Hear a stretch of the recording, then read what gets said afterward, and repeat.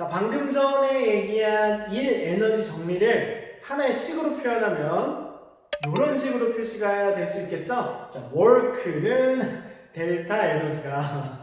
물체에 일을 해주게 되면 그만큼 뭐가 변한다? 물체의 에너지가 변화한다는 걸 이런 식으로 표현을 할 수가 있죠. 자, 여기서 살짝 장난을 좀 쳐볼게요. 어떤 장난을 쳐볼 거냐면 우리가 운동량 보존해서 썼었던 방법을 좀 비슷하게 한번 써먹어 볼게요. 여기까지 듣고도 무슨 일을 하려는지 알겠다는 친구들이 좀 있을 것 같아요. 자, 우리 어쨌든 똑같은 보존이니까. 자, 일은 에너지의 변화량으로 표현이 된다. 근데 여기서 우리가 뭘 알고 있죠? 일의 정의를 알고 있죠. 처음에 우리가 다시 한번 얘기했었잖아. 자, 일을 어떻게 표시할 수 있냐면 이렇게 바꿔서 표시할 수 있죠. 자, 힘에다가 그 위치 변화량, 이동거리를 곱한 것이다. 이렇게 표시할 수 있고, 그게 그럼 어떻게 표현이 돼요? 힘 곱하기 이동거리가 에너지 변화량으로 표현이 되는 거지. 근데 이제 어떤 상황을 생각해 볼 거냐면 어떤 물체의 운동이 이렇게 좀 변하는 상황을 생각을 해볼게요. 대표적으로 어떤 걸 생각을 해볼 거냐면 그림을 그릴 수밖에 없구만. 자, 이렇게 빗면이 있다고 칩시다. 공이 여기서부터 이렇게 굴러내려오는 상황을 한번 상상해 보자고요. 비단 이렇게 빗면을 굴러내려오는 상황이 아니더라도 일반적인 대부분의 상황에도 똑같이 적용되는 거니까 그냥 편하게 보면 될 것 같아요. 자, 굴러 떨어지는데 뭘 무시할 거냐면요, 마찰 무시할 거고요. 무슨 힘인지 알죠? 요 굴러 떨어지면서 요 바닥과 요 공 사이에 작용하는 힘이 마찰력이잖아. 근데 그거 없다고 치자고. 그러니까 여기가 완전 이상적인 얼음인 거야. 그냥 미끄러질 수 있는 거예요. 두 번째로는 공기 저항도 없어요. 자, 우리가 지금 우리가 숨 쉬고 있는 이곳은 아무것도 없는 것처럼 보여도 사실 할 수 있는 이 공기가 가득가득 차 있죠. 그거 없으면 우리 못 살잖아요. 근데 그 공기도 이제 분자이기 때문에 우리가 이 공기를 뚫고 운동을 하게 되면 공기에 대한 저항을 받을 수밖에 없어요. 근데 그것까지 계산하면 너무 어려워지니까 우리가 요 가장 간단한 상황이 공기 저항을 받지 않는 상황이라고 가정을 한번 해볼게요. 자, 이런 상황이라면, 자, 우리 운동량 보존이랑 비슷한 거 한다 그랬죠? 그리고 그걸 지켜보는 여러분들이 있다면, 또 초롱초롱한 여러분들의 눈만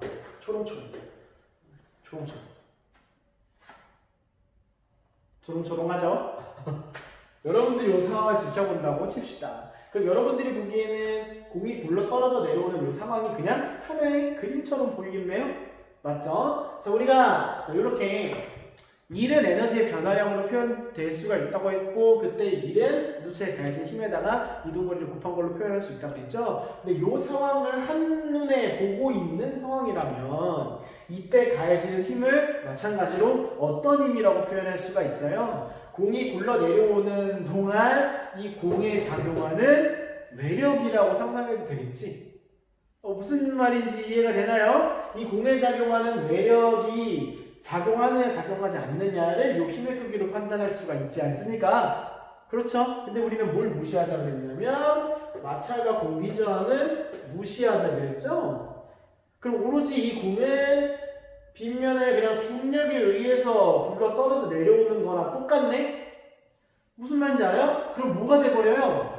이 힘 곱하기 이동거리가 에너지의 변화량이랑 같다라는 식에서 뭐가 0이 돼버리냐면 이 힘이 0이 돼버리죠? 그럼 모두 마찬가지로 0이 돼.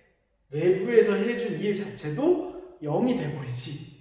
그럼 이제 뭐가 돼요? 외부에서 가해준 일로 인한 에너지 변화도 0이 돼버리죠. 다시 말해, 마찰과 공기저항 같은 외부에서 가해지는 힘에 의한 에너지 변화량은 없다, 이렇게 얘기할 수 있는 거잖아요. 맞지? 이걸 어떻게 얘기할 수 있겠어요?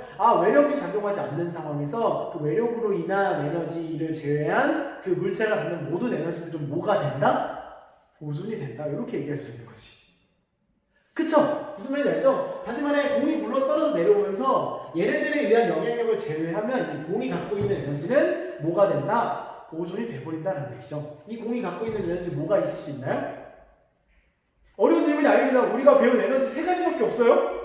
뭐가 있지? 중력 포텐셜 에너지, 운동 에너지, 탄성 포텐셜 에너지 있잖아요. 근데 그 중에 일단 뭐는 탈락이야? 탄성 포텐셜 에너지는 탈락이죠. 왜냐면 지금 여기가 지금 막 탄성이 고려하는 이런 상황은 아니잖아. 중력 포텐셜 에너지 변하나요? 중력에 의해서 미끄러져 내려가니까 중력 포텐셜 에너지는 변하겠고요. 애초에 공이 있는 요 높이의 위치 자체가 변하잖아. 그러니까 중력 포텐셜 에너지가 변하는 상황이고 또 모두 변해요. 굴러 떨어져 내려오면서 공이 점점 어떻게 되죠? 속도가 빨라지죠. 그러니까 모두 같이 변해요. 물체가 갖고 있는 운동 에너지도 같이 변하지. 무슨 말인지 알아요? 굴러 떨어져 내려오면서 물체의 어떤 중력 포텐셜 에너지도 변하고 물체가 갖는 운동 에너지도 변하겠지만 얘네들은 매력에 의한 에너지예요? 아니죠. 애초에 우리가 중력은 이 상황 속에 그냥 녹아있는 힘이라고 가정한 거고 마찰과 공기저항 같은 힘들을 매력이라고 보기로 했었잖아요. 그러니까 중력에 의한 에너지 변화는 당연히 그냥 이 상황에서 고려를 하는 거고 이 중력에 의한 건 여기에 있는 힘에 들어가지 않는 힘인 거죠. 그러면 결국 이 물체가 갖는 에너지들 중력 포텐셜 에너지와 운동 에너지 얘네들을 합한 게 이 공이라는 물체가 갖는 전체 에너지가 되어버리는 거잖아요. 근데 그 에너지의 양이 어떻게 돼야 된다? 일정해야 된다. 우리 운동량에서 했던 거랑 운동량 고정에서 했던 거랑 얘기가 비슷해지죠. 다시 말해 어떤 이 꼭대기에 있을 때는 정지에 있을 테니까 물체의 운동 에너지가 0이고 물체가 중력 포텐셜 에너지가 10이라면 물체가 바닥까지 굴러떨어져 내려왔을 때 바닥은 우리가 보통 기준적으로 잡는다 그랬으니까 높이가 0인 지점이고 다시 말해 중력 포텐셜 에너지도 0인 지점인 거죠. 그럼 어쨌든 이 중력 포텐셜 에너지와 운동 에너지의 합이 보존되어야 하는 상태니까 바닥에 굴러 내려와서 중력 포텐셜 에너지가 0이 된 지점에서는 자동으로 뭐가 얼마가 될 수밖에 없는 거예요. 운동 에너지의 값이 10이 될 수밖에 없는 거죠. 그래야 요거 두 개 더한 게 보존이 되니까. 무슨 말인지 알아요? 하나 더. 중간 정도 내려왔을 때 당연히 높이가 절반이니까 중력 포텐셜 에너지가 어느 정도 됐겠어요? 한 뭐 5 정도 됐지 않을까요? 높이에 따라 비례하는 양이 에너지니까, 중력 포텐셜 에너지니까. 그쵸? 근데 여전히 합은 몇이 돼야 돼? 10이 되어야 하니까 탄성 포텐셜 에너지는 얼마가 될 수밖에 없어요? 5가 될 수밖에 없는 거지. 탄성 포텐셜 에너지? 라고 했나요? 운동 에너지죠, 운동 에너지. 이렇게 되는 거죠. 무슨 말인지 알겠어요? 우리가 고려하는 에너지들을 제외한 보통 운동할 때 발생하는 외력에 의한 에너지들은 외력을 고려하지 않는다면 요 식에 의해서 그 외력에 의한 에너지 변화 역시도 0이 되는 거잖아요. 맞죠? 그 우리가 외력이라 부르는 것들을 전부 다 무시한다면 우리가 외력으로 치지 않는 이런 중력 포텐셜 에너지, 탄성 포텐셜 에너지, 그 다음에 뭐 운동 에너지 같은 기존 에너지들의 총합은 항상 어떻게 될 수밖에 없다? 일정할 그 변화가 0일 수밖에 없다. 값이 일정할 수밖에 없다라는 거지. 어렵지 않죠? 무슨 말인지 이해가 되죠? 요거를 갖다가 우리는 에너지가 보존되는 상황이다라고 얘기해요. 그 운동량 보존처럼 우리가 한마디로 딱 정의할 수가 있을까요?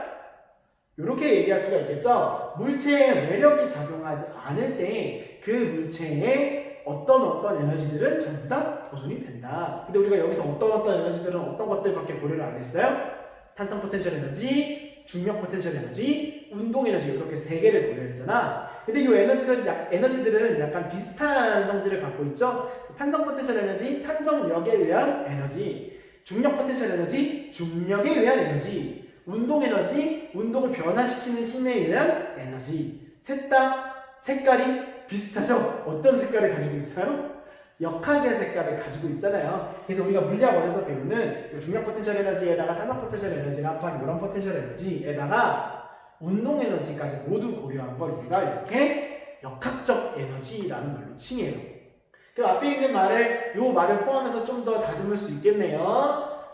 자, 물체에 외력이 가해지지 않을 때, 그러니까 마찰과 공기저항 같은 외력이 가해지지 않을 때 물체의 역학적 에너지의 합은 항상 보존된다. 이렇게 얘기할 수 있겠고요. 요거를 우리가 어떻게 얘기를 하냐면 그 유명한 역학적 에너지 보존이라고 얘기를 합니다.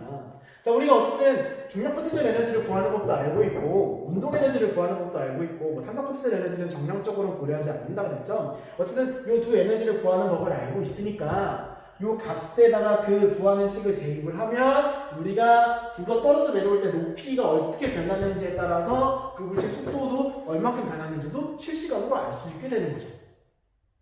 무슨 말인지 알아요? 자, 운동량 보존은 이제 매력이 0이면 운동량이 합이 일정하다라는 점을 이용해서 충돌하거나 분리하거나 합체할 때 속도 변화를 알 수 있다면 요건 외력이 작용하지 않는 상황에서 물체가 어떤 운동 변화를 보이던 그 물체의 어떤 역학적인 물리량을 역학적 에너지 보존을 통해서 보다 쉽게 구할 수 있게 하는 아주 좋고 중요한 원리가 된다는 얘기죠. 여기까지 무슨 말인지 알겠나요? 자, 다음 설명을 하기에 앞서서 외력에 대한 어떤 오해가 생길 수도 있다는 생각이 들어서 이렇게 좀 한 가지를 먼저 얘기를 하고 마무리를 지으려고 해요.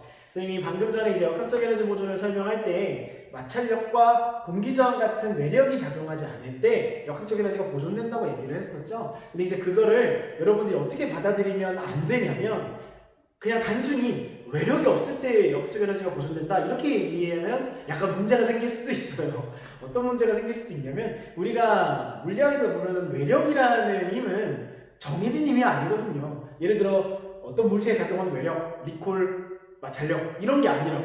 외력이라는 뜻은 단순히 그냥 어떠한 상황이나 어떠한 시스템, 개, 그 외부에서 작용하는 힘을 그냥 외력이라고 부르는 거지 내가 개를 어떻게 설정을 하고 어떤 상황을 고려하는지에 따라서 그 개에 작용하는 외력은 상대적으로 다 달라집니다. 예를 들어 어떤 뭐 A 마찰력이라는 힘이 있다고 쳐도 이 마찰력 자체가 외력이 될 수도 있고 안 될 수도 있는 상황을 얼마든지 만들 수 있다는 얘기예요.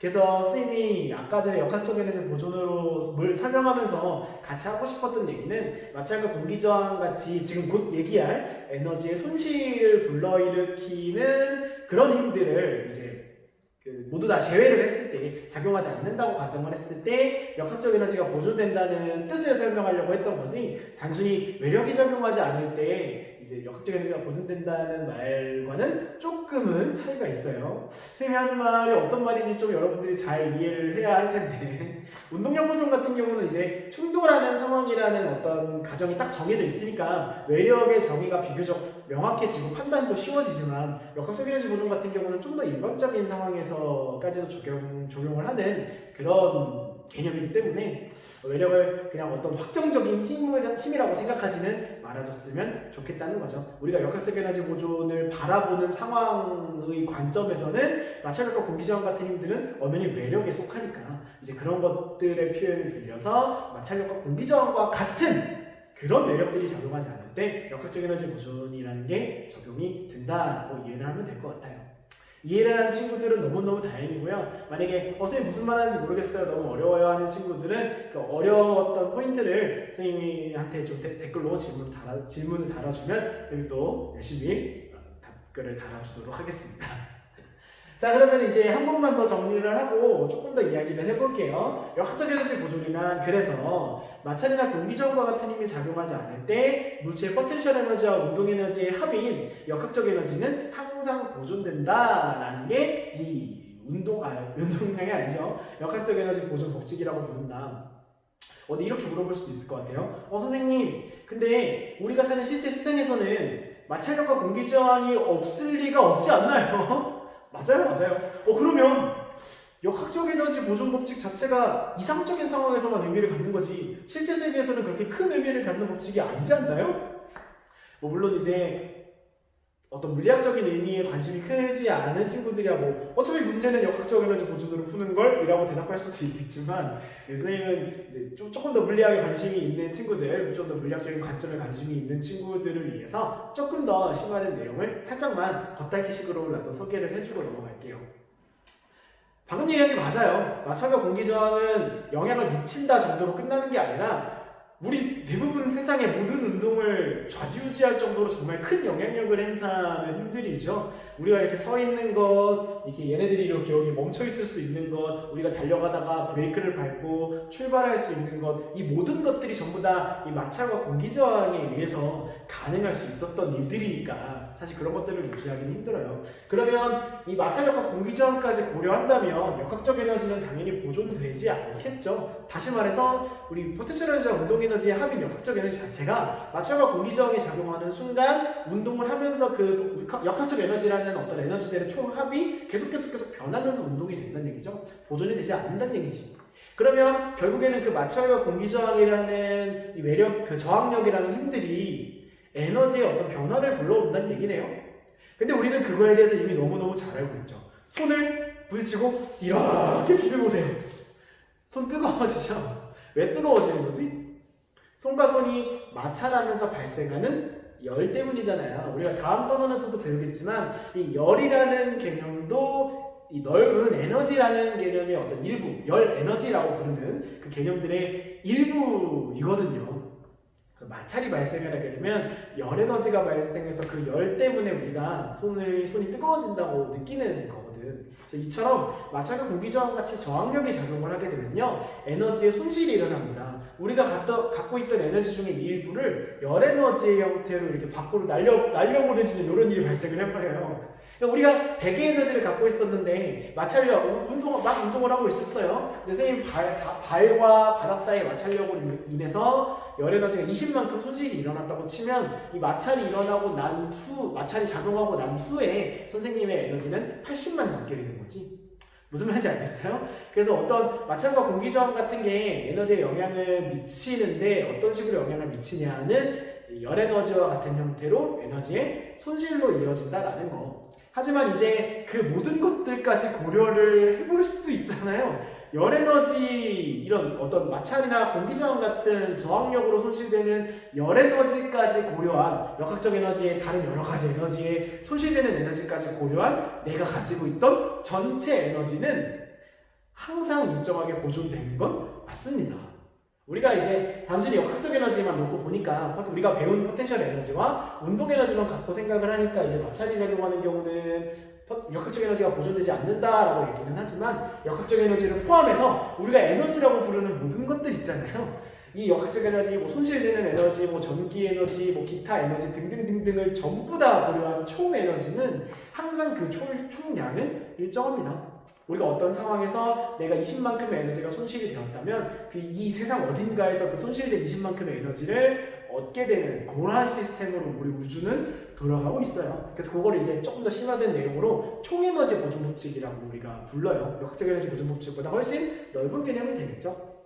우리 우주의 전체 에너지는 항상 그 태초에 빅뱅이 일어난 그 시점부터 우리 우주의 전체 에너지는 항상 일정했다. 우리가 이런 작은, 우리 뭐 대한민국의 이런 효명고등학교 같이 이런 아주 작은 플레이스에서 생기는 뭐 에너지 손실이나 에너지가 늘어나는 일들이나 다 손실되는 만큼 다른 쪽에서는 증가가 일어나고 증가되는 만큼 다른 쪽에서는 손실이 일어난다. 이런 법칙을 우리가 총에너지 보존 법칙이라고 불러요. 그래서 이제 마찰이나 공기저항 같은 가정이 들어간 상태에서 역학적 에너지가 보존된다라는 말은 맞지만, 이제 마찰과 공기저항 같은 경우가 고려가 됐을 때에는 이 에너지 보존이 어떻게 되느냐에 대해서 조금 더 부연 설명을 했습니다.